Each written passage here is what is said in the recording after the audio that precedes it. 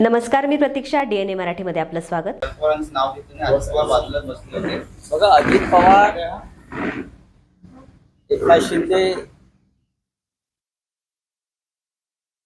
यांना यासाठीच पक्षातून फोडलेला आहे की त्यांचे नेते, त्यांचे आधीचे पक्ष जे महाराष्ट्राच्या अखंडतेसाठी, स्वाभिमानासाठी सदैव त्यांनी 50-50, 55 वर्ष संघर्ष केला.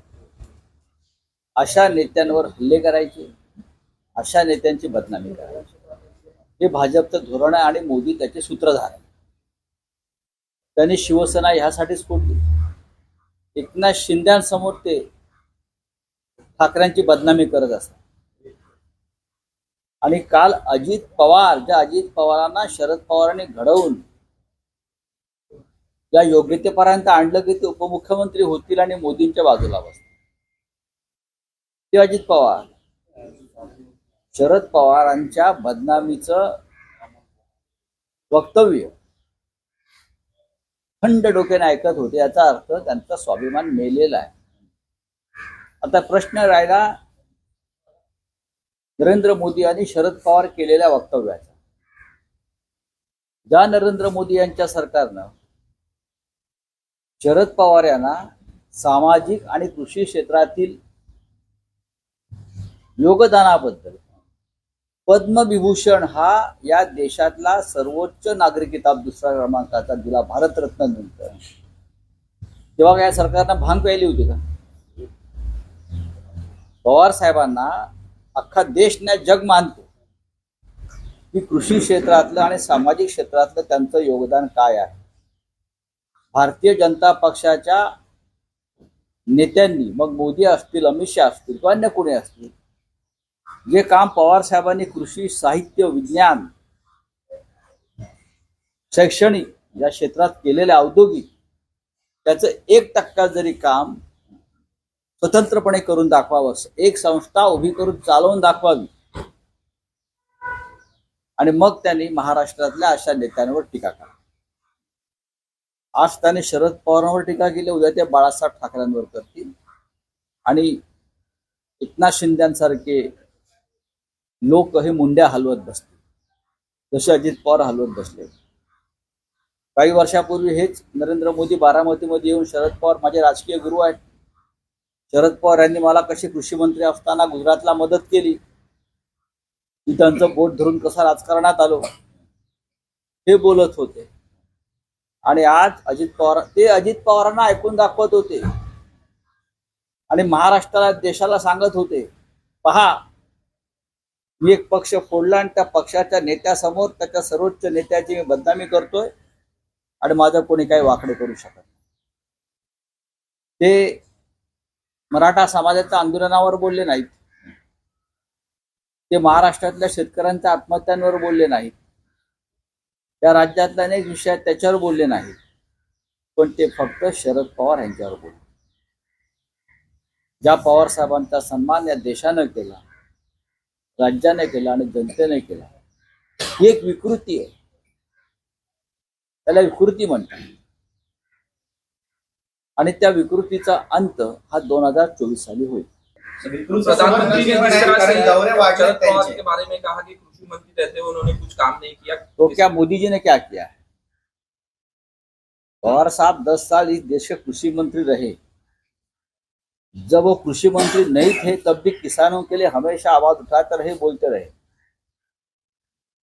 शरद पवार साहब सिर्फ कृषि मंत्री नहीं है, इस क्षेत्र के जाने माने एक्सपर्ट है. उनको स्वामीनाथन साहब भी मानते थे, उसको श्री सुब्रमण्यम साहब थे, वो मानते थे. इस राज्य में और देश में कृषि क्रांति का बहुत बड़ा योगदान जो है वो पवार साहब को जाता है. पवार साहब 10 साल कृषि मंत्री रहे. मोदी जी की सरकार में 10 साल में कितने कृषि मंत्री बदले, आप बताइए. आपके कृषि मंत्री को अपने विधानसभा में चुनाव में खड़ा कर दिया नरेंद्र सिंह तोमर.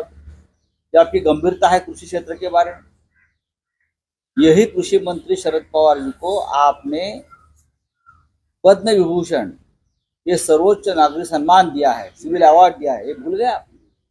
और इसलिए दिया है कि कृषि क्षेत्र में उनका योगदान सबसे बड़ा है. सामाजिक क्षेत्र में उनका योगदान बढ़ा है। शरद पवार साहब ने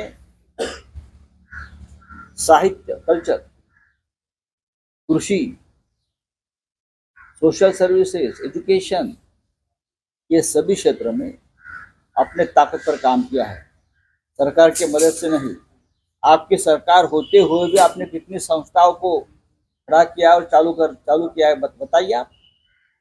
पीएम केयर फंड बनाना ये कोई सामाजिक कार्य नहीं है, लेकिन मेरी जानकारी है पवार साहब की जो ट्रस्ट है उसमें से आज भी हजारों स्टूडेंट्स को मदद मिलती है,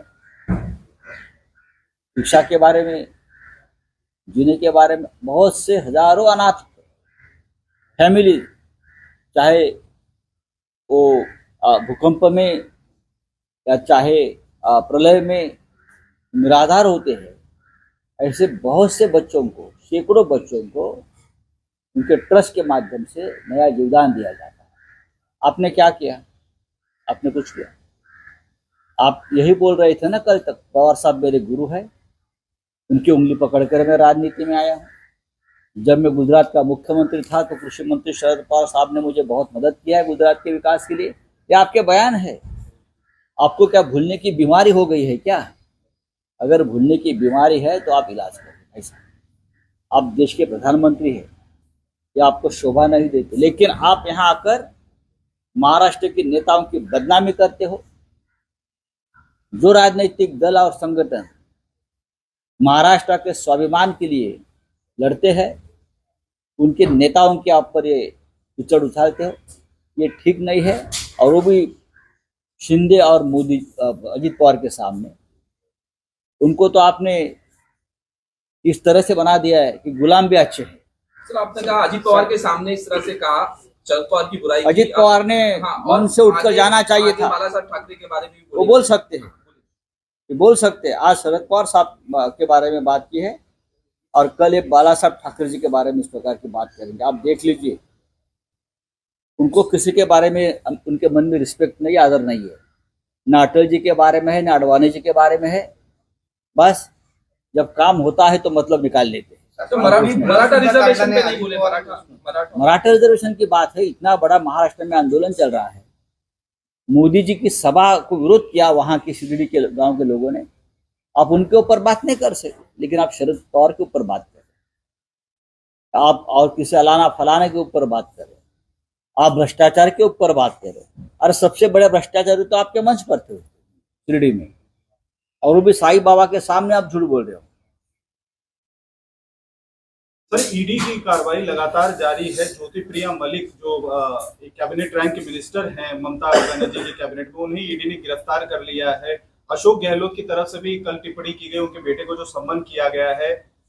बघेल जो छत्तीसगढ़ के मुख्यमंत्री हैं, उन्होंने ये तक कह दिया कि ईडी अब एक हारने की डर है, बन गया है कि घरों के ये हारने की डर है। 5 राज्यों के चुनाव भी हार रहे हैं और 2024 का लोकसभा चुनाव हार रहे हैं। ये हारने की डर से ये बौखला गए हैं और ईडी को इस तरह से इस्तेमाल कर रहे हैं। महाराष्ट्र में भी चल रहा है, पूरे देश में चल रहा है। लेकिन मैं ये एजेंसी को बताना चाहता हूं, भाई आपकी प्रतिष्ठा तो पूरी खत्म कर दी है, लेकिन 2024 के बाद जिसने गलत काम किया है, वो चाहे अफसर हो या कोई भी हो, उनको भी जेल जाना पड़ेगा, हिसाब देना पड़ेगा। सबको जेल जाना पड़ेगा जिसने गलत काम किया है। आप बता, मैं आपको यहाँ दावे के साथ बोलता हूँ, सबके ऊपर मुकदमे चलेगी जिसने गलत काम किया है। तो ये ट्वीट करके बोलते हैं मी पुन्हा येईल, बातमी को डिलीट करके दे। अच्छा, फडणवीसांचा व्हिडिओ ट्विट करण्यात आला, मी पुन्हा येईन, यानंतर तो डिलीट करण्यात आला। मी पुन्हा येईनचं आम्ही स्वागत करतो सध्या, कारण ते निदान कायदेशीर सरकार असेल, कायदेशीर मुख्यमंत्री असतील। आम्ही कायदा आणि घटना मानणारे लोक आहोत। जर मी पुन्हाहीनवाले कायदेशीर मार्गाने येणार असतील, घटनात्मक मार्गाने येणार असतील, तर आम्ही त्यांचं स्वागत करू। या राज्यामध्ये एक बेकायदेशीर घटनाबाह्य मुख्यमंत्री बसलेला आहे आणि तो बेकायदेशीर निर्णय घेऊन महाराष्ट्राला लुटतो आहे, बेकायदेशीर आदेश देतो आहे। ते बेकायदेशीर आदेश पोलीस आणि यंत्रणा पाळते आहे, हे अत्यंत चुकीचं आहे। अशा वेळेला या बेकायदेशीर मुख्यमंत्र्यांना सरकारला घालवून एक तात्पुरती व्यवस्था म्हणून कायदेशीर सरकार येणार असेल आणि कायदेशीर मुख्यमंत्री येणार असतील कोणी, तर या लोकशाहीमध्ये त्यांचं स्वागत करावं लागतं आणि आम्ही ते करू, नक्कीच करू.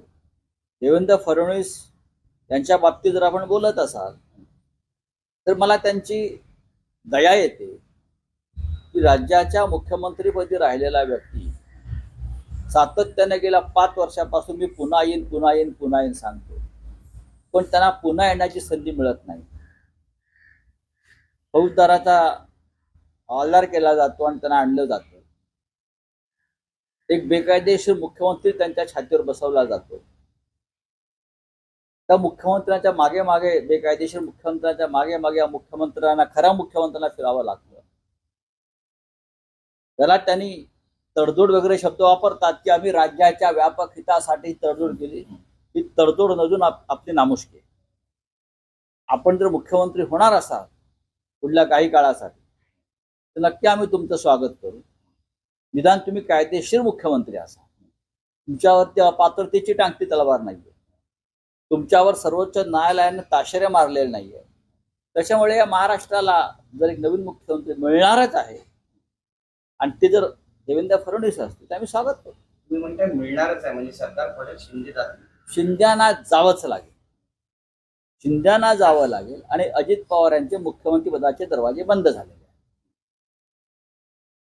भारतीय जनता पक्षामध्ये अजित पवार यांना मंत्रिमंडळात घेण्यालाच विरोध होता.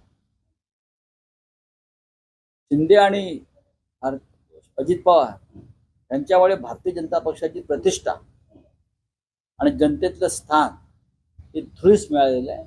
याची संपूर्ण माहिती केंद्राला मिळालेली आहे आणि केंद्राकडे आहे. आणि त्याही पुढे जाऊन सांगतो, एकनाथ शिंदे तुम्हाला मुख्यमंत्री पदावरून जावं लागेल, तुम्हाला राजीनामा द्यावा लागेल. सर्वोच्च न्यायालयानं त्या पद्धतीनं निर्णय दिलाय, तो काही काळानंतर आपल्याला मान्य करावा लागेल. अशा प्रकारचा संदेश हा नरेंद्र मोदींकडून आणि अमित शहाकडून एकनाथ शिंदे यांना देण्यात आलेला आहे. हे मी आत्ता तुम्हाला अत्यंत जबाबदारीने बोलतो. त्याच्यामुळे त्यांना जावं. सर बीजेपी की तरफ से देवेंद्र फडणवीस का एक पुराना वीडियो में दोबारा आऊंगा करके ट्वीट किया गया और वापस से उसे डिलीट कर दिया. 5 साल से देवेंद्र जी बोल रहे कि मैं दोबारा आऊंगा, लेकिन जब वो आ गए तो डेपुटी बनकर आ गए. उनका कुछ एक सेटलमेंट हो गया होगा, लेकिन अब मेरे पास जो जानकारी है वो जानकारी ये है कि केंद्र की तरफ से खास करके पीएम साहब और होम मिनिस्टर साहब ने एकनाथ शिंदे जी को ये कहा है कि भाई हमने आपको बहुत संभाला है, 1 साल से भी ज़्यादा आपको रखा है. सर्वोच्च न्यायालय ये मानने को तैयार नहीं. अब सर्वोच्च न्यायालय की अगर बात नहीं माने तो वहाँ एक बहुत बड़ा कॉन्फ्लिक्ट और कंफ्यूजन पैदा होगा. तो अभी आपको जाना होगा. ये संदेश शिंदे जी को दिया है. तो महाराष्ट्र में बदलाव हो सकता है. सरकार गिरेगी, मुख्यमंत्री मुझे लगता है मुख्यमंत्री बदले, देवेंद्र फडणवीस हो सकते हैं. भारतीय जनता पार्टी को अपना मुख्यमंत्री बनाना है,